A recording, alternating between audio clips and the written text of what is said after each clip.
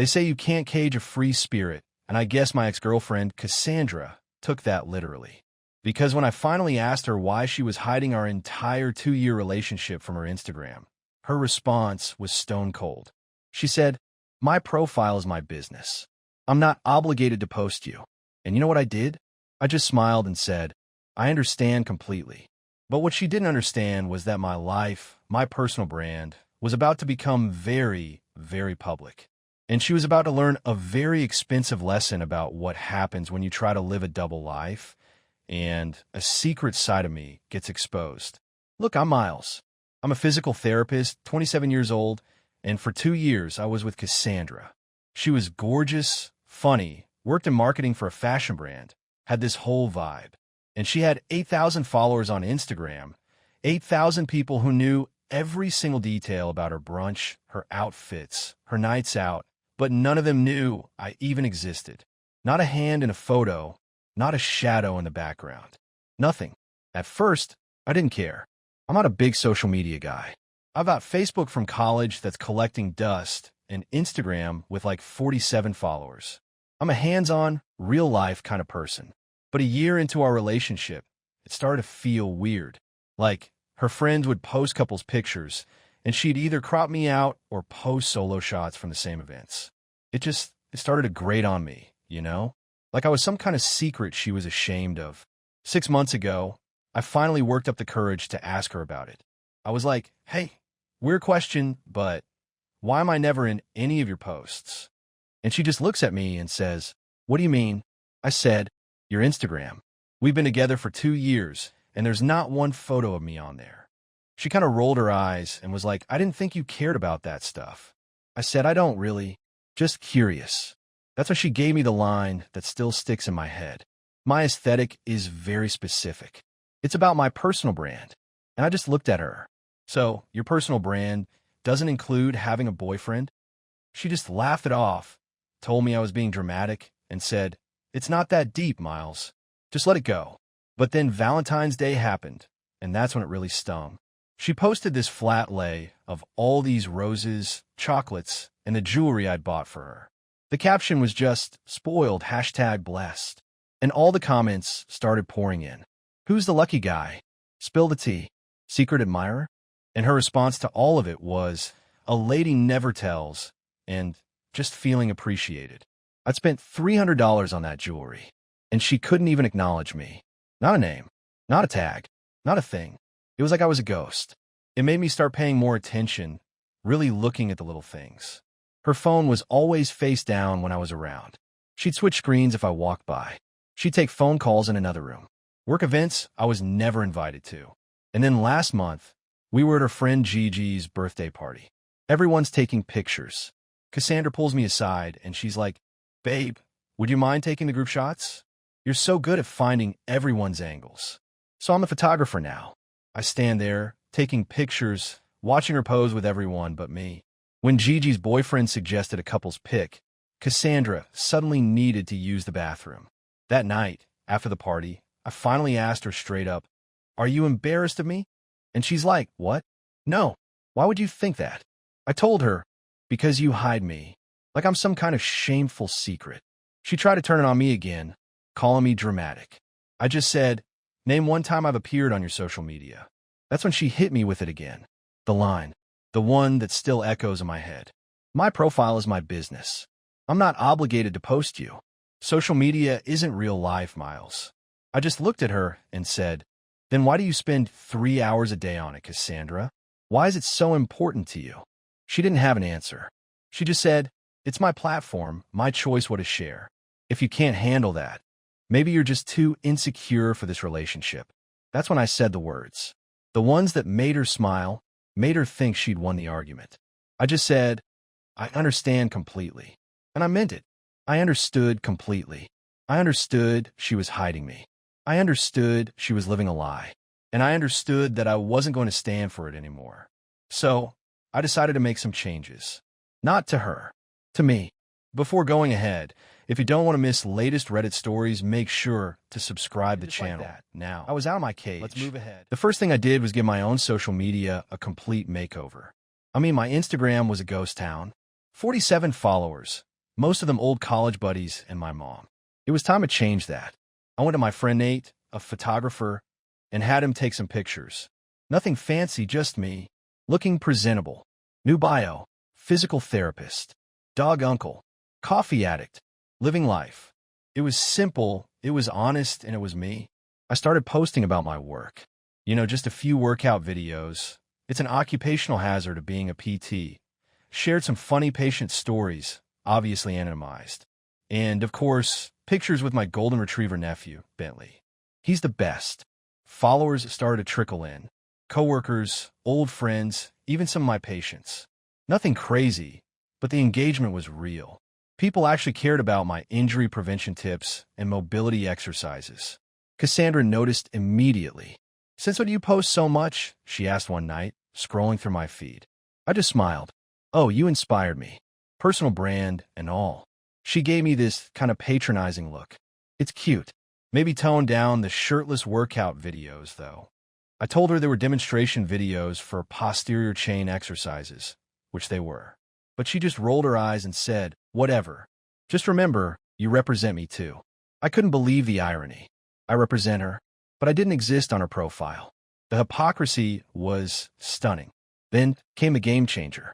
One of my clients, a D1 volleyball player named Arya, had torn her ACL her junior year.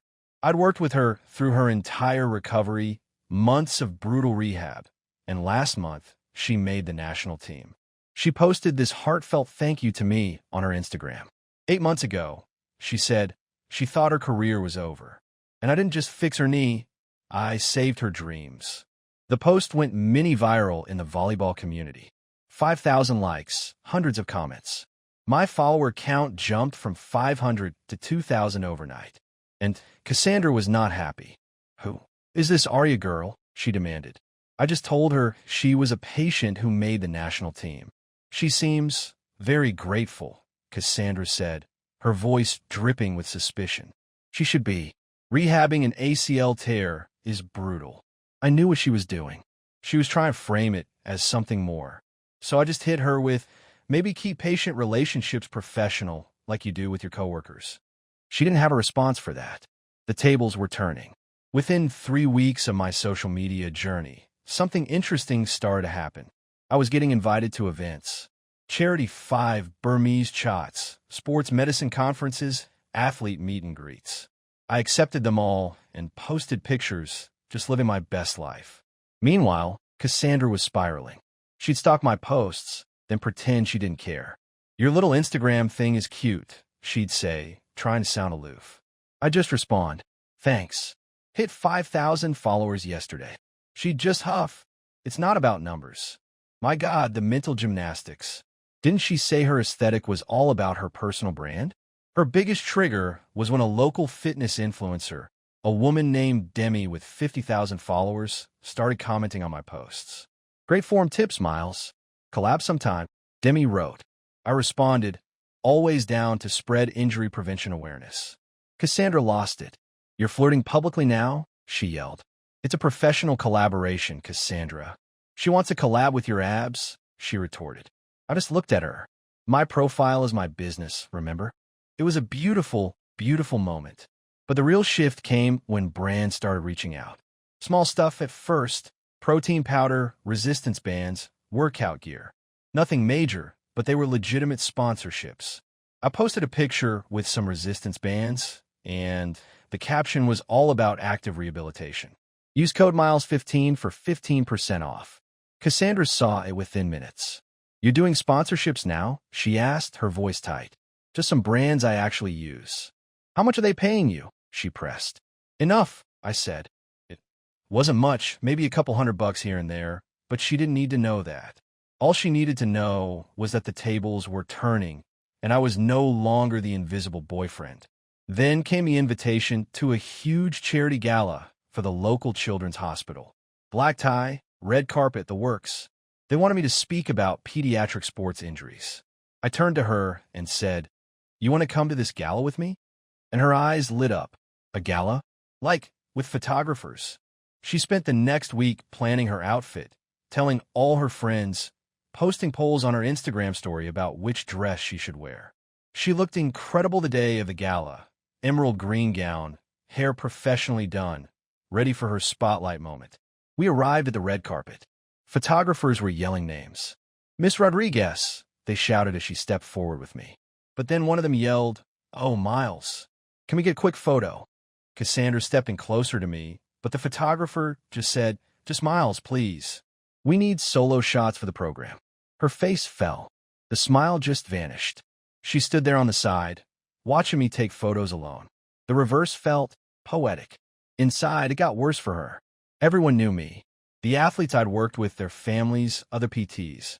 She was introduced as Miles's girlfriend all night.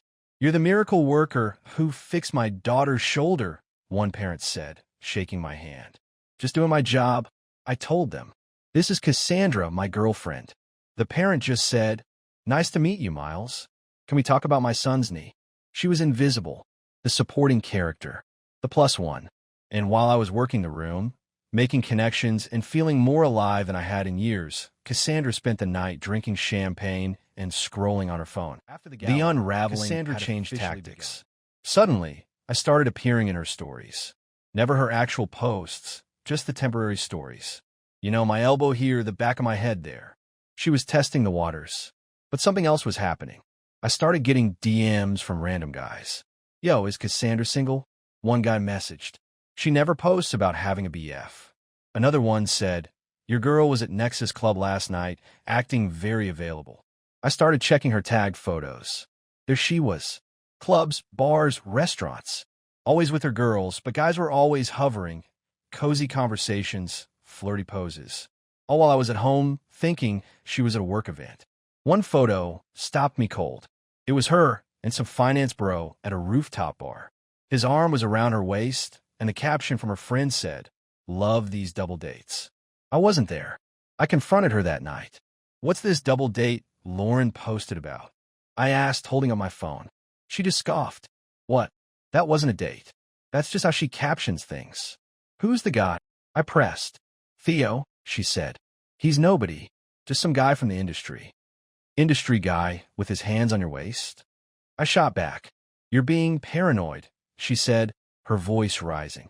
"This is why I don't post you. You get weird about everything." Classic deflection. But I was done playing games. I started my own investigation. It turns out Theo from the industry was all over her comments. Heart eye emojis on every post, and she'd reply with winks and kisses. His profile was public, and it was damning. Lots of pictures from the same places Cassandra visited. The same restaurants, the same rooftop bars. Every time she was working late, Theo was posting from somewhere fancy. Every girl's trip, he just happened to be in the same city. The timeline was damning, but I needed proof. Real proof. So I did something petty. Something calculated. I posted a throwback pic from a beach trip we took last year. A full couple's photo, and I tagged her. The caption, "Throwback to better times." Sometimes you realize you deserve someone who's proud to claim you. The chaos was immediate. Her phone blew up. Comments, DMs, texts. Everyone suddenly realizing she had a whole boyfriend.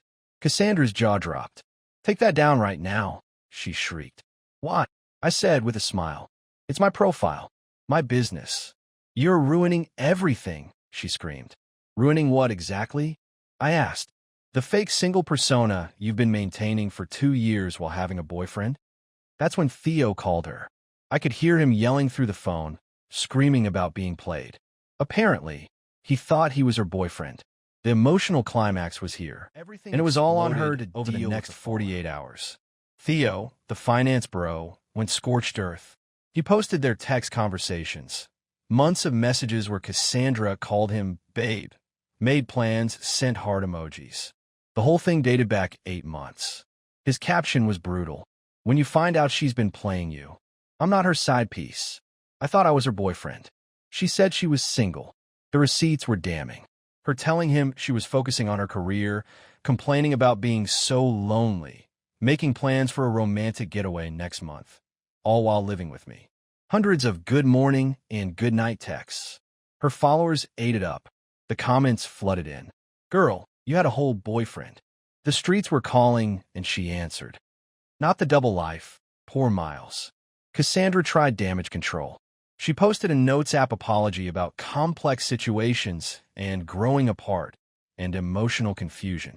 But then more guys came forward. Brad from her gym, Teo from her favorite coffee shop.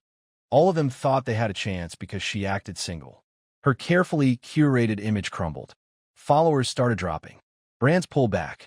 Her boss called her about the reputational damage to their company. She came home hysterical. "Look what you've done," she screamed. "My entire life is ruined." I just looked at her. Me? I posted one photo. You knew what would happen. This was calculated. "I never cheated," she cried. "Theo was just a friend. A friend who thought he was your boyfriend? I can't control what people think. You literally told him you were single."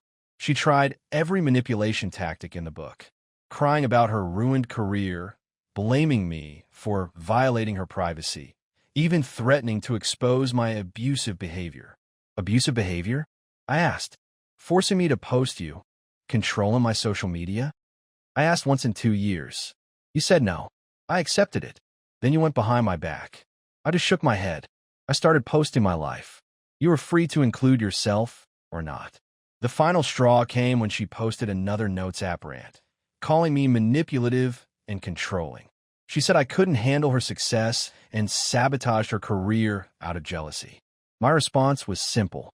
I posted our text history. 2 years of me asking to attend her events, and her saying she was at work while tagged at clubs. Requests to meet her colleagues, and her excuses. Her admitting I wouldn't fit the vibe of her friend group. The caption was just, receipts, since we're sharing them. 2 years of being hidden while she played single. I'm out. 3 months later, the aftermath was swift and brutal. Her follower count plummeted from 8K to 3K, mostly bots and drama watchers. Her engagement died. Her company restructured her position from marketing manager to marketing assistant, with a pay cut. Theo exposed more lies. She'd been accepting gifts, dinners, and a weekend trip to wine country, all while living with me. She moved out within a week, tried to take the TV, but I had the receipt. She left with her clothes and her ring light. Last I heard, through mutual friends, she's living with her parents. Still posting, but the engagement is dead. She started a lifestyle coaching business. Zéro client. She's DMing apologies to the brands that dropped her and still telling people I was emotionally abusive. My life, on the other hand, got infinitely better. That collaboration with Demi? It turned into a whole injury prevention series. We're business partners now. Completely professional, despite Cassandra's predictions. I hit 25K followers. Not massive, but they're engaged. Real people who value the content. I'm speaking at conferences, writing for fitness magazines, and I'm dating someone who posts couple pictures without even being asked. The plot twist? Cassandra tried sliding into my DMs last month. Hey, been thinking about us. Maybe we moved too fast. Could we talk? I left her on read. But Demi saw it. We share the business account. She posted a screenshot on our story with the caption, "When they had you hidden like a side piece, but want you back after you glow up." Petty maybe? Satisfying? Absolutely. The funniest part? She still watches all my stories. First viewer, every single time. Living rent-free in her head, while I'm out here living my best life in reality. Moral of the story? If someone's ashamed to claim you publicly, they're usually claiming someone else privately. And when you finally put yourself out there, you realize you deserved better all along. My profile might be my business, but at least it's honest business. No hidden boyfriends, no fake single personas, and no double lives.